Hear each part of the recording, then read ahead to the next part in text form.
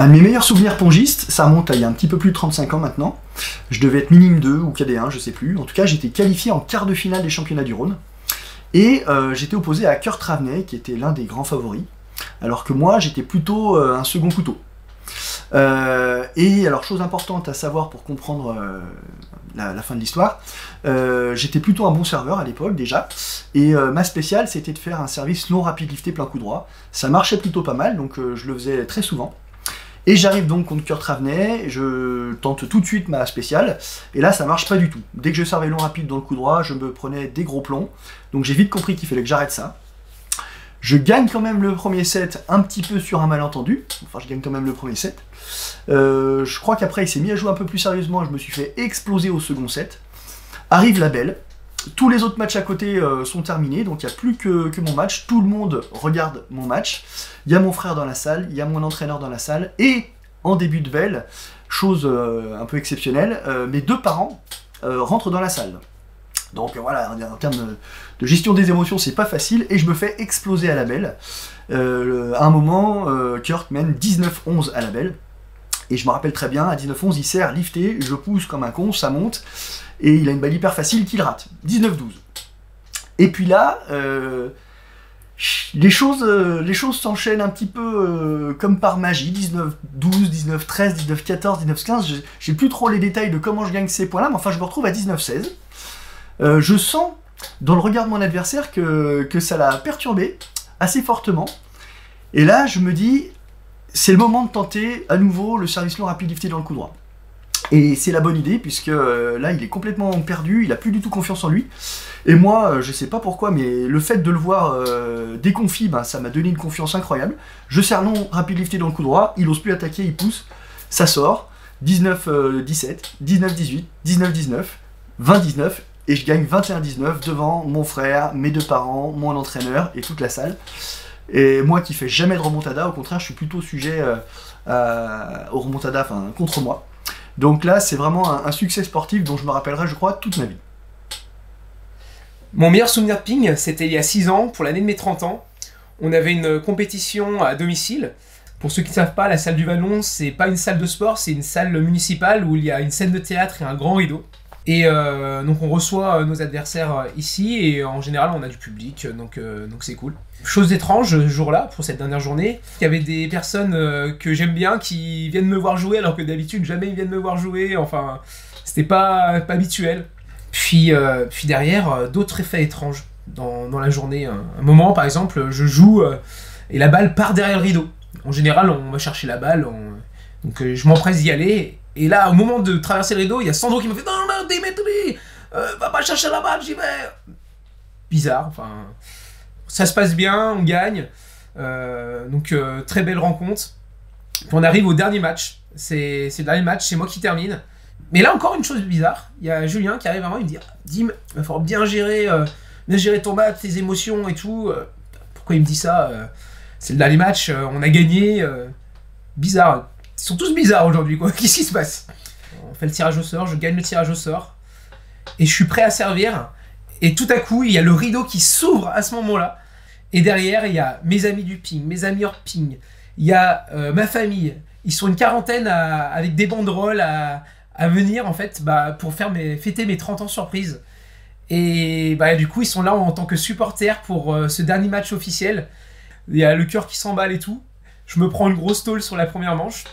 Et puis finalement, on termine le match, tout se passe bien, je suis encouragé comme un dingue, mais je perds le match quand même. Mais supporters, vraiment une grosse équipe avec moi, d'une quarantaine de supporters de gens que j'aime.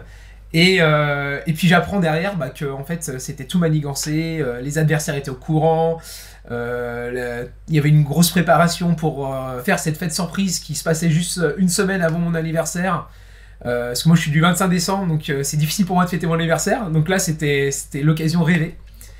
Et puis derrière s'ensuit une super fête pour mes 30 ans avec une chanson en mon honneur, des cadeaux, enfin plusieurs chansons même en mon honneur. Donc c'était vraiment une soirée inoubliable. Et c'est vraiment mon meilleur souvenir de ping.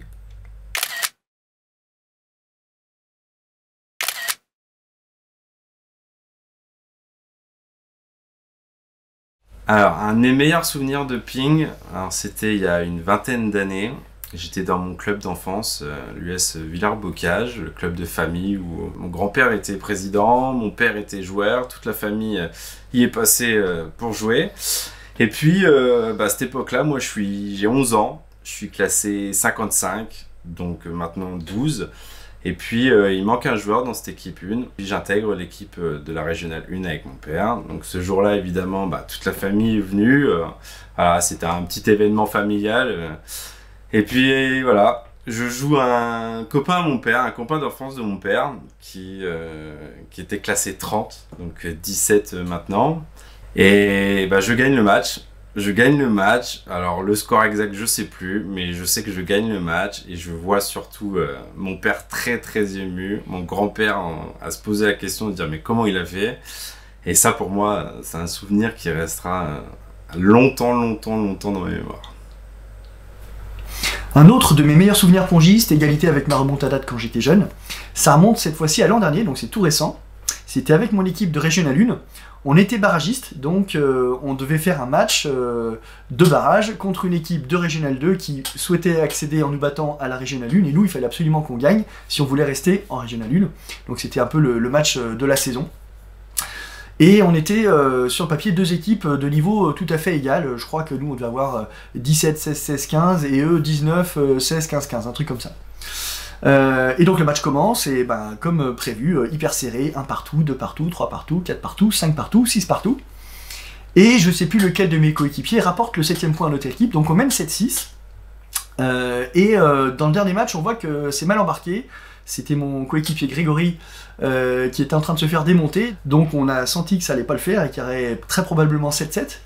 Donc avec mon pote Jesse, on va voir le JA et on lui demande comment ça se passe au niveau du set average, si on est bien ou si on n'est pas bien. Le JA nous explique qu'on est plutôt pas bien, parce qu'il faut absolument que Grégory perde en marquant 2-7 pour qu'on égalise au niveau du set average. Et Greg était en train de perdre 2-0 et se faire démonter dans le 3ème, donc c'était pas une affaire bien embarquée. Et miracle, Greg arrive quand même à gagner le 3ème set, mais vraiment à l'arrache, je crois, avec une belle carotte d'ailleurs. Et puis le miracle se poursuit, il emmène son adversaire à la belle, et donc à l'intercept, nous on va voir le JA qui avait fait ses petits calculs et qui nous dit là vous êtes plutôt pas mal parce qu'il faut mettre 4 points, et si vous mettez 4 points vous êtes sûr d'être devant. Et Grégory, il était en train de jouer, il se fait démonter à la belle, et il y a 9-3. Et les deux joueurs, Grégory comme son adversaire, n'étaient pas au courant que ça allait se jouer à 1 point près. Il y a 9-3, et on savait qu'il fallait qu'on mette le 4ème point pour passer devant, mais s'il perdait 11-3, c'était perdu. Et là, son adversaire rate un service, donc voilà, 9-4. Nous, on était comme des dingues, mais on le montrait pas trop, parce qu'on était pas tout à fait certain du calcul d'ailleurs. Ouais, c'était une hypothèse, mais à vérifier en prenant le temps de le faire. Et donc, Grégory perd 11-4. Et on se retrouve, tous les joueurs dans le bureau du juge-arbitre à recompter tous les points, à vérifier toutes les fiches de partie. Et voilà, on l'emporte à la différence non pas de 7 mais de points, à 1 point près, 1243 points pour nous contre 1242 points pour nos adversaires. On était intérieurement, pour nous, on avait gagné la Ligue des Champions. Nos adversaires, ils étaient plutôt dégoûtés et on peut les comprendre. Mais voilà, en tout cas, ça reste un souvenir très très très marquant de ma petite carrière pongiste.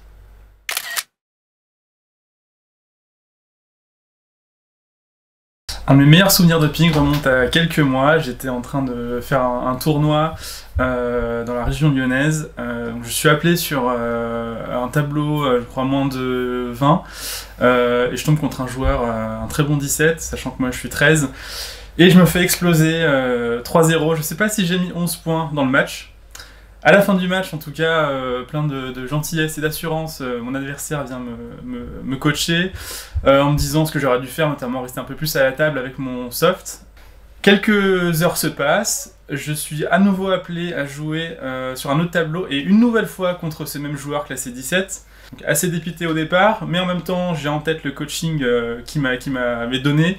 Donc je m'efforce de l'appliquer à la lettre. et le match se passe plutôt très bien puisque je gagne le premier set 11-2. Je mène 6-0 dans le deuxième. Au final, je gagne 3-0. Ce fut la plus grosse perf de ma carrière. Et moralité, au tennis de table, la technique est très importante, mais la tactique l'est tout autant. Alors, un autre souvenir de ping assez fort, c'est un jour de championnat, toujours avec mon père. On jouait à table l'un à côté de l'autre. Et puis moi, ce match-là, je m'énerve. Voilà, je lance ma raquette, j'arrête pas de parler.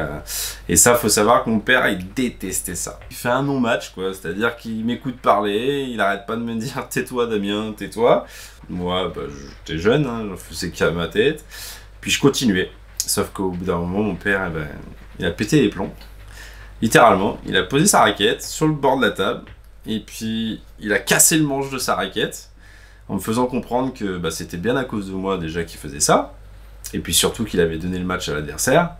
Donc sur le coup, je sais pas trop où mettre. Ça a été un souvenir, alors pas un bon sur le coup, et puis ça m'a surtout servi de leçon parce que voilà, le matériel ça coûte cher. J'ai dû racheter une raquette à mon père. Ça c'était la première chose. J'avais pas eu le choix. Et aussi parce que voilà, c'est pas comme ça qu'on fait du sport, quoi. C'est pas assez énervant, malgré qu'on soit jeune, c'est pas la meilleure solution. Donc ouais, ça m'a servi de leçon, mais ça reste un souvenir du ping que j'ai. Un autre très bon souvenir pongiste dont je me souviendrai longtemps, ça remonte à 25 ans.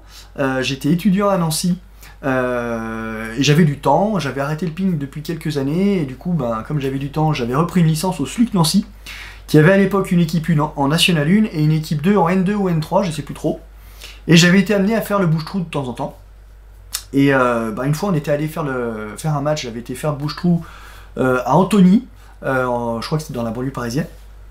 Et donc j'y allais pour me faire étriller et je me retrouve face à un adversaire qui était particulièrement sadique. Il y avait du public dans la salle et notamment tous ses potes. Et je sais pas ce qu'il avait pris, mais il avait voulu m'humilier. Donc il s'est mis à me jouer en ballot, de changement de main, avec des petits cris wouhou à chaque fois qu'il gagnait un point. Et c'était vraiment fait, c'était pas bien fait. C'était fait pour m'humilier, c'était vraiment aucun respect et tout. J'avais pas du tout apprécié. Et mes coéquipiers non plus n'avaient pas du tout apprécié que je me fasse défoncer comme ça, alors que je sais pas combien j'étais classé à l'époque, mais entre 55 et 35 parce que je reprenais, et le mec il devait être numéro 300, un truc comme ça, donc il y avait forcément pas match. Et donc sur le banc, il y avait un joueur, dont je ne me rappelle plus du nom, et si quelqu'un là, je suis preneur du nom, c'était un joueur donc, du SLUC Nancy, dans les années 2000-2002, un ancien top 10 ou top 20 français, qui payait pas forcément de mine, hein, il était pas très grand, trapu, la coupe en brosse, il avait un nom des pays de l'Est, je crois, mais il était trop fort. Il était trop fort et il avait un sens aigu de la justice parce qu'il avait voulu me venger. Et il l'a super bien fait, il l'a fait avec brio, parce que quand est venu son tour d'affronter l'adversaire qui m'avait mis la misère devant tout le monde, il lui a fait exactement la même chose, il l'a joué en ballotte, il a fait des changements de main et tout, alors que le mec était quand même numéro 300 ou 400. Hein. Il l'a joué, il l'a humilié en faisant en mode moi je te joue facile. Dès qu'il marquait un point, on faisait wouhou, un peu pour singer l'adversaire qui s'était foutu de ma gueule quelques minutes avant.